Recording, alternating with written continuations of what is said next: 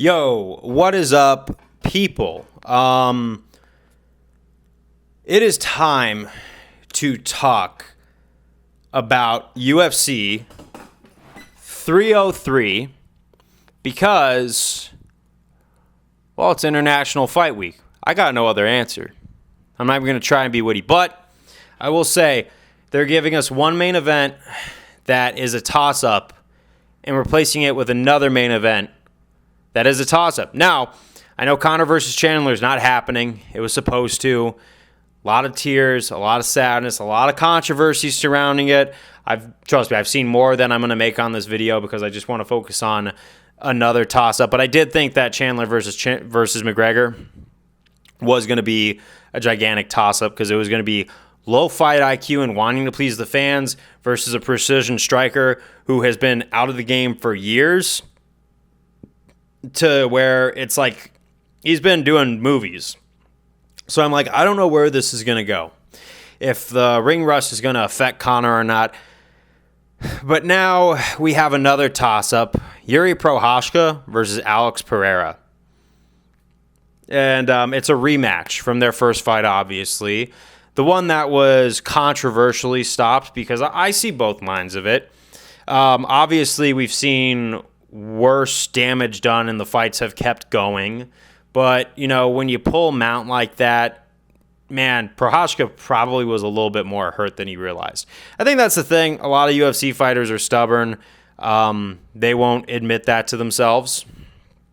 And they like to keep on going until everyone else is telling them, okay, maybe it's time to stop.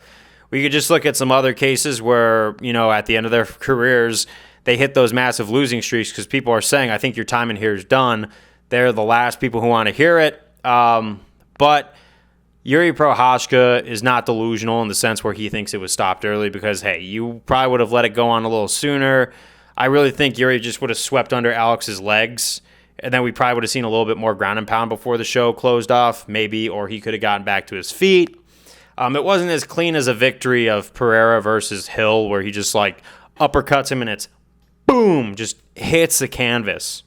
In fact, honestly, that's one thing I wanted to talk about. After UFC 300, it's kind of hard to write Alex Pereira off. Because, okay, Jiri Prochazka definitely gave Alex Pereira a harder time on the ground than Jamal Hill did.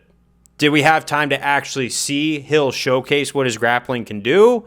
Because he didn't out-grapple, but he hung in the grappling with Glover Teixeira. I think that had there been more time and he would have actually shot a takedown, we would have actually gotten an answer to that question. But we didn't. One shot closes the show. It's MMA. You can knock someone out. Who would have guessed, right?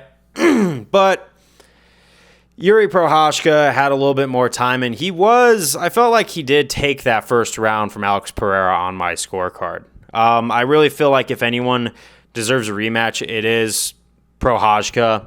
Even though I do believe that Prochazka and Hill need to fight to gain that number one contender spot, just because although, yeah, Prochazka was coming off of an injury, and he did come off of an injury. That's another thing, gaining in Prochazka's favor, where I think, is this really going to be a different story?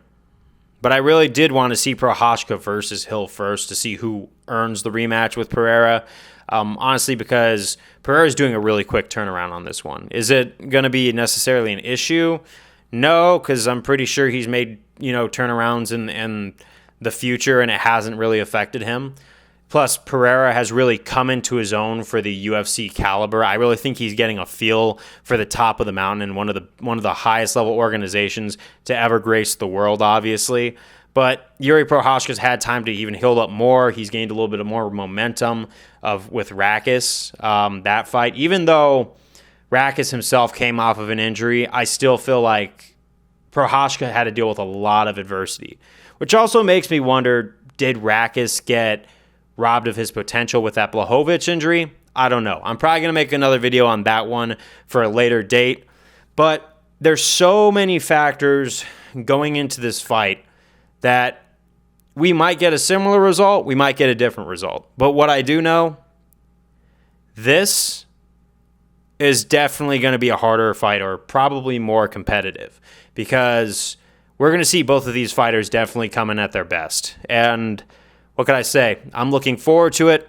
But who do I think is actually going to win this weekend? Because I have to put a stand on where I'm going with this. I think that the max favorite, definitely the favorite, is going to be Alex Pereira. I think Jiri's going to be an underdog. But I do think Alex Pereira is probably going to win this one too. I could be wrong. I'm not writing Jiri off 100% just yet, but I just can't write Alex Pereira off ever again after his performance at UFC 300. But I can't write Jiri off either. So pick and choose.